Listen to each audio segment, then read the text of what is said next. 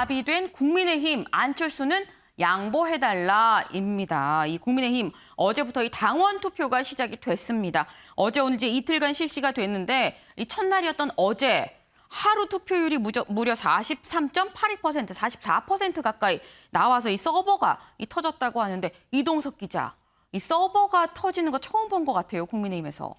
네, 맞습니다. 국민의힘 당원들의 열기가 그야말로 어마어마하다고 말씀드릴 수 있습니다. 그야말로 이준석 대표 역시 굉장히 신바람이 난 모습을 보였는데요. 이준석 대표가 뭐라고 했는지 먼저 한번 들어보시죠. 지금 저희 모바일 투표 시작했는데 서버 터졌다고 합니다. 지난 전당대회 이후로 2배 가까이 늘어난 우리의 당원 기반은 우리의 당세가 확장되었음을 의미하면서 동시에 한편으로는 지금까지의 당내 선거에 대한 일반적인 예측은 모두 동작하지 않을 것임을 의미합니다. 네, 이 대표가 서버가 터졌다고 한 말, 이 말 자체가 그만큼 수많은 당원들이 이미 선거에 참여했다, 이렇게 해석할 수 있을 것 같은데요. 실제로 어제 투표율은 43%가 넘었습니다. 무려 56만 명의 선거인단 중에서 24만 명이 넘는 책임당원이 투표에 나선 건데요. 첫날에만 투표율이 43%, 굉장히 많은 수치로 현재 정치권에선 해석이 되고 있거든요. 네. 오늘도 투표 행렬은 계속해서 이어지고 있는 상황입니다. 오늘도 투표율이 높게 나올 경우 역대 최고 투표율을 기록할 수도 있다는 목소리가 현재 당내 국민의힘 지도부 내에서 들려오고 있습니다. 네, 국민의힘 지도부 행복한 비명을 지금 지르고 있을 걸로 생각이 됩니다. 그런데 이동석 기자, 이렇게 높은 투표율, 이 투표율이 높을 경우에 이 각 주자들은 이 높은 투표를 어떻게 볼지도 좀 궁금합니다. 네, 윤석열, 홍준표, 그리고 홍준표, 윤석열 예비후보 저마다 자신감을 내비치는 목소리를 내고 있는데요. 윤석열 예비후보를 먼저 목소리를 들려드리면요. 정권 교체에 희망을 썼다 이렇게 밝혔고요. 홍준표 예비후보는 투표율이 65%만 넘으면 내가 압승이다, 이런 목소리를 전했습니다. 캠프 측 분위기도 한껏 들뜬 모습을 보였는데요. 윤석열 캠프에서 높은 투표율 자체가 윤석열 압승을 예고하는 것이다, 이렇게 전했고요. 홍준표 캠프에서는 홍준표를 지지하는 성향 20, 그리고 30, 그리고 40 세대의 표심의 발현이다, 저마다 해석을 내놨습니다. 결국 누구의 말이 맞을지는 이번 주 금요일 오후 2시 30분쯤 그 결과가 발표될 것으로 보이는데요. 네. 저희 기자들이 열심히 취재하고 있으니까요. 저희가 방영하는 이 시각 프레스룸, 여러분의 시청 꼭 부탁드리는 바입니다. 네, 이동석 기자, 오늘 할 일 다 했습니다. 퇴근하겠습니다. 네. 그런데 사실 이게 소종섭 위원님, 투표율이 높다는 거 지금 후보들은 다 각자 아전 인수식으로 해석을 합니다.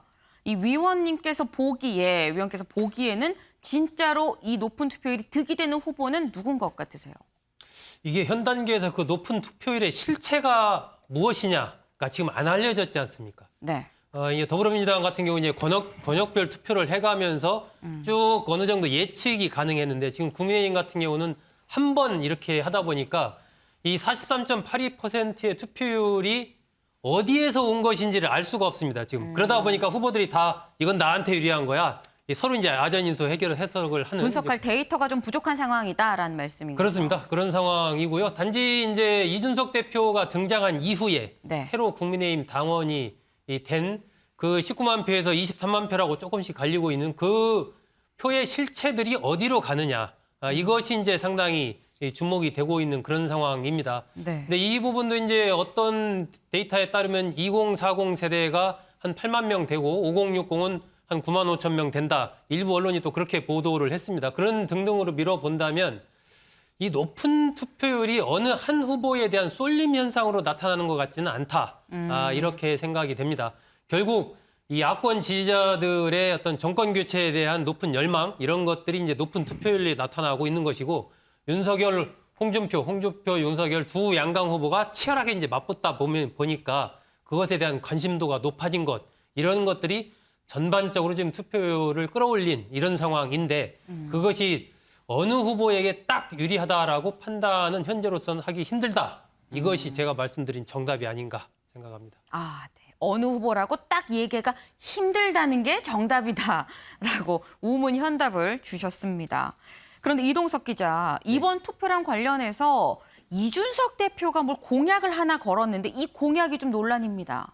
네, 맞습니다. 이준석 대표 굉장히 어색하지만 새로운 공약을 내놨는데요.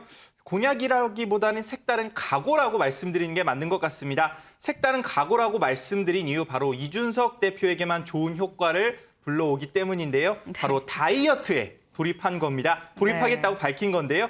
이 대표는 투표율 70%를 넘기면 한 달간 탄수화물을 끊겠다. 지금까지 볼 수 없었던 색다른 다른 정치인들과 차별된 각오를 내놨습니다. 네. 과거에도 약속을 앞세운 정치인들의 모습 몇 가지 설명해 드릴 텐데요. 사전 투표율이 30%가 되면 먹방을 하겠다고 한 김태년 전 원내대표가 있었고요. 네, 맞아요. 그리고 제주도 올레길 게이트를 공약한 추미애 전 장관까지 네. 선거 흥행을 위한 정치인들의 노력, 이만하면 좀 인정을 해줘야 될 것 같습니다. 저라면 왜 먹방을 하고 올레길을 내세우는지 잘 이해가 안 되지만요. 저는 목욕탕 공약도 괜찮을 것 같거든요. 목욕탕에 가서 속 시원하게 친구들과 같이 모여서 정치인들과 목욕을 한번 해보겠다. 물론 방송은 되지 않겠지만요. 네, 죄송합니다.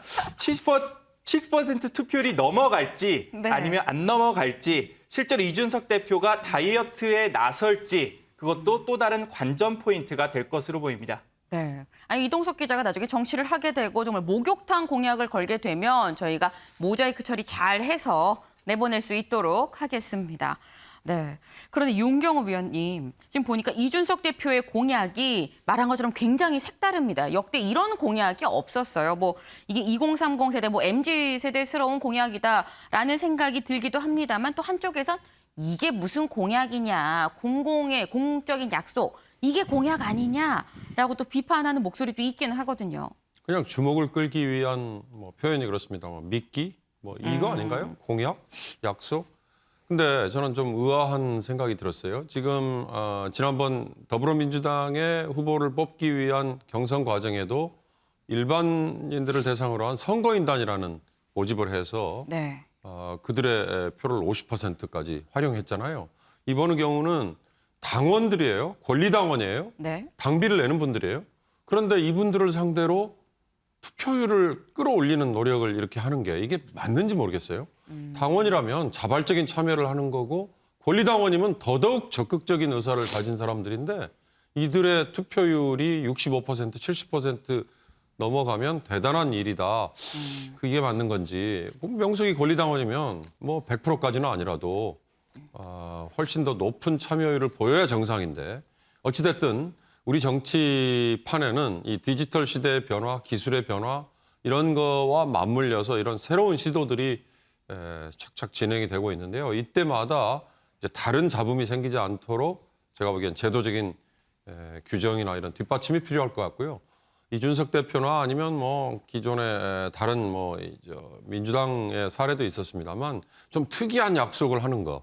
이건 정말 특이한 약속을 해야 의미가 있을 것 같아요. 예를 들어서 이준석이라는 지금 국민의힘 대표와 쉽게 할 수 없는 어떤 일, 네. 뭐 이런 걸 생각해내서 그런 걸 공약 내지는 약속으로 내걸면 그거 하고 싶으니까 굉장히 내가 뭐 참여할 동력이 된다 이러면 되는데 이준석 대표 본인이 뭐 탄수화물 끊고 무슨 다이어트 하겠다. 네. 그건 좀 저로서는 좀 의아합니다. 네.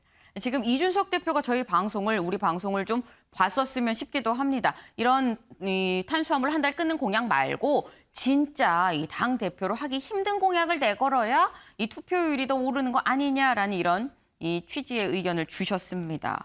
이동석 기자. 근데 네. 여론조사가 지금 시작이 되다 보니까 홍준표 후보가 이 새로운 카드를 하나 꺼내 들었습니다. 이 카드 상황 카드인 건데 우리가 통상 여의도에서 상황이라고 얘기하면 떠오르는 사람이 몇 명 있잖아요. 뭐 이해찬, 김종인, 뭐 박지원, 뭐 이 정도인데 지금 제가 언급한 어떤 사람도 홍준표 후보랑은 썩 친하지 않은 걸로 알고 있거든요. 또 홍준표 후보랑 무슨 상황을 꺼내든 거죠? 네, 홍준표 예비후보 김종인 전 위원장을 상황이라고 호칭하면서 비난에 나섰는데요. 네. 나는 모실 상황이 없다. 그러면서 네. 상황에 기대어 선거를 한다는 게 참으로 어리석고 못됐다. 이런 목소리를 전했습니다. 김종인 전 위원장은 물론 윤석열 예비 후보까지 싸잡아 비난한 건데요. 네. 누구에게 기대어 정치를 하면 순간 같이 깔려 죽는다면서 심심한 조언을 내놓기도 했습니다. 홍준표 캠프에선 김종인의 노골적인 지지가 오히려 해가 될 것이라면서 깎아내린 듯한 목소리가 나오기도 했는데요. 바로 이 말을 한 사람은 이현주 전 의원입니다. 이현주 전 의원이 뭐라고 했는지 목소리를 함께 한번 들어보시죠. 생각하기에 내년 대선은 이재명 민주당 후보 대 윤석열 후보의 아마 경쟁이 될 거라고 저는 생각하고 있기 때문에 그런 그분이 이제 어떻게 보면 원로신데 이제 완전 이제 경선 국면에서 어느 한쪽 편을 들어버리셨어요. 대통령을 경선을 하는데 이 대통령이 얼마나 중심이 있고 휘둘리지 않을 것인가, 그리고 호가호위하지 않도록 본인의 중심을 가지고 갈 것인가, 이게 굉장히 중요한 판단 기준이거든요. 저는 오히려 그분의 지지, 너무 노골적인 지지가 오히려 네, 홍준표 캠프 공동 선대위원장을 맡고 있는 이현주 전 의원, 김종인 전 의원과 굉장히 막연한 사이로 알려져 있거든요. 왜 김종인 전 위원장을 비난하고 나섰는지 그 배경에 현재 관심이 쏠리고 있습니다. 네. 지금 보니까 이 홍준표 후보가 김종인 위원장 그리고 이 윤석열 후보를 이 굉장히 좀 긍정적인 이 멘트로 얘기를 하고 또 바라보고 있는 이 김종인 전 위원장 그리고 윤석열 후보까지 이 두 사람을 같이 좀 공격을 한 걸로 보입니다. 이 저희가 지금까지 국민의힘이 최종 후보를 선출하기 위한 경선 소식, 이 국민의힘 내부의 주자들의 얘기를 좀 나눠봤는데요.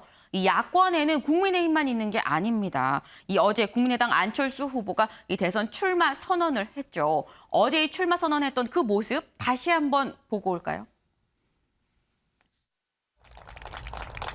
저 안철수는 증오와 거짓과 과거에 머무르는 정치와 결별하겠습니다. 밤새워 일하고 세계로 뛰겠습니다. 이상하게 하셨는데 매번 이제 단일화 과정에서 좀 중도 하차하시는 경우가 있어서 매번 아닙니다. 완주 의사가 확실하게 있으신지 완주하실 건지 좀 확답을 주시면 좋겠습니다. 저는 당선을 목표로 나왔습니다. 제가 정권 교체할 겁니다.